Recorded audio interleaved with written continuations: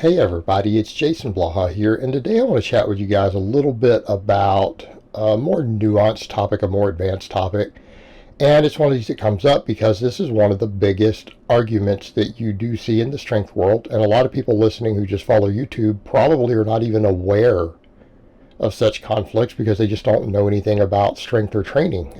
So it's stuff we don't see talked about a lot in any sort of detail. And it's that there's an entire fight in the strength world between things like concurrent periodization and linear block periodization. And again, a lot of people aren't aware that those are two major schools of thought that are in opposition and conflict with each other, and it oftentimes gets ugly to the point to where each side says the other side is stupid and what they do doesn't work. Well, the fact is, both types of training produce world champions in multiple strength sports. Okay, they also produce NFL champions who win at the Super Bowl. Okay, so to say that either type of training doesn't work is ludicrous. It's biased, and it's just completely lacking in objectivity or critical thinking. Now, I personally don't like linear periodization. Does that mean I've never written linear programs? No, I've put people on linear programs. I released a sample linear program many, many years ago that people think of as one of my intermediate programs. It's not really mine. It was just me running a simple linear program for 5 main exercises, right? It's just, that was textbook linear periodization. I didn't come up with anything. I just put it out. I don't even consider it my program. I don't even necessarily recommend it. It was done when I had a very small audience and people said, hey, Jason, how would someone set something like this up? And I just gave a sample, and it ended up turning into something bigger because a website wanted to host it and other stuff. It's not really mine. It's just linear programming. All right, linear periodization. Okay, I have friends who personally use linear periodization.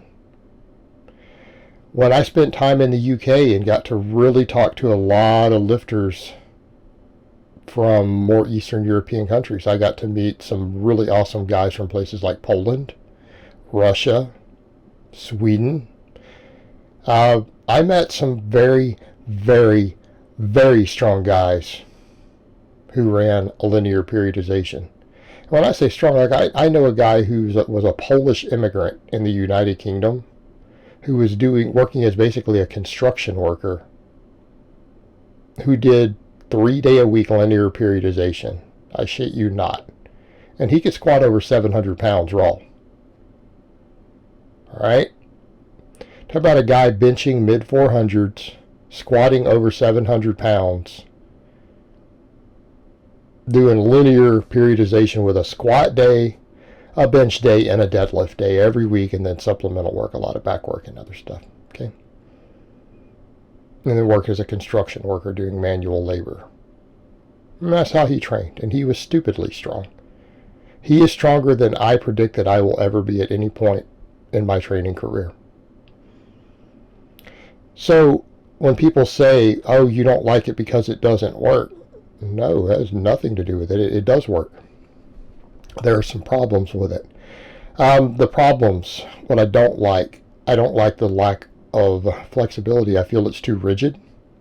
I feel like people who have to function in any way in the real world, this is kind of funny. You'll get a lot of people like, well, conjugate, that's not functional in the real world. Well, really? I have clients who have all sorts of professions who I put on conjugate. Medical professionals, managers, engineers, right? Put people on conjugate who have normal professions. When work gets busy, we adjust it. I feel like non-linear type periodization, things like conjugate, actually work better for people in the real world. Okay? They work better for people in the real world. Here's the issue with linear training. Every phase builds into the next phase. And if you have a sick week or a bad week, your entire flow of your program gets messed up. Your entire structure gets messed up. Because we have all this phase potentiation happening. And for people who don't understand, let me give you a sample idea, because a lot of people, they don't understand. You usually run 3-week blocks with different rep ranges, and it's not uncommon in linear periodization to go into heavier blocks each time. So what do we mean? Well, percentages of your max and higher reps. In other words, you can do more reps with 70% of your max than you can with 75% of your max, right? Should be common sense. Should be common sense. If you lift 100 pounds as a 1-rep max, you can do more reps with 70 pounds than you can do with 75.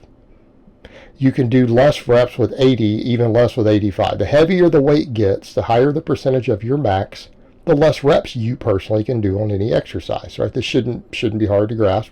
So what is done is that in linear periodization, it's usually normally 3-week waves at a given percentage of your max and intensity. Now, the volume might change through there. There might be changes inside that block. What do I mean? Just again, sample. The first week you might do 3 sets at 70% of your max. The next week 4 sets at 70%. The next week 5 sets at 70%, right? That makes sense? Then maybe the next block you go to 75% or 80%. And you might undulate the volume inside of that wave, or you might not, depends on how it's written and broken down. Just giving you guys an idea. So what happens?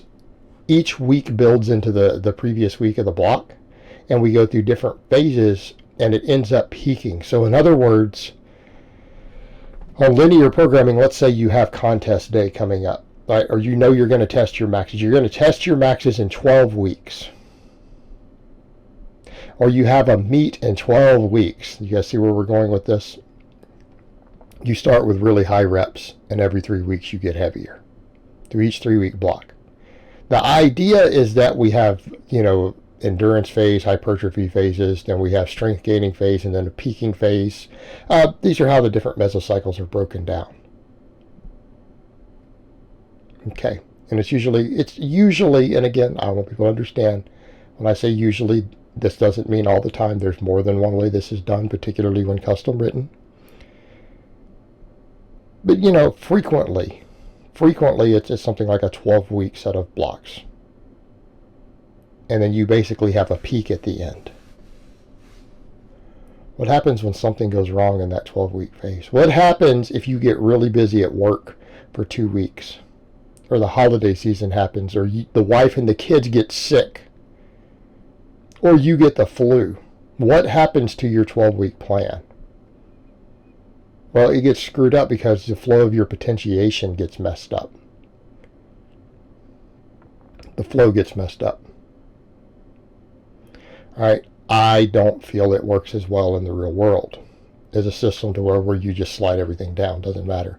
Since we're always maxing, always doing dynamic work, we're not dealing with phase potentiation unless we choose to add some in. And that's customizable. You can always adjust a little bit the final weeks before competition. On a nonlinear type system, you can just make adjustments as needed. You live heavy year round. We do volume work year round. Now, the linear guys will argue that we feel that we get better gains. Well, that's subject to debate, isn't it? Subject to debate. Whereas in the more concurrent type models, like what I use and what I prefer, we're strong year round. We have less boredom, more weekly variation. It's a lot more fun. Now, people will argue, well, fun is stupid. Even you're the one who says people need to do what they need to do. Yeah, but you're going to have a lot more consistency when people enjoy it and the training is fresh all the time. What you're going to have is you're going to have weeks and blocks that you hate on your periodization, and they're going to be grueling blocks. It's for a different mindset. There's a reason these systems came out of communist countries. Okay? And that the cultural mindset and the socioeconomic mindset matters here, guys. It does matter. I'm going to argue that the nonlinear concurrent type models probably work better in freer countries. Okay, where you might not even be a professional athlete full-time under the state. I'm going to argue it works better in the real world. Plus, we come back to the other big point, and I think it's a big one. There's a lot of other arguments. I don't like the idea of only being at your highest strength levels 3 weeks out of the year, or out of a block.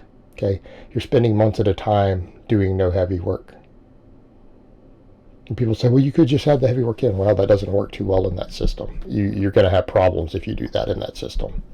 It's not intended to work that way. So I have issues with it. I have issues with it. And I'm not saying it doesn't work. Of course it works. I want to be strong year round.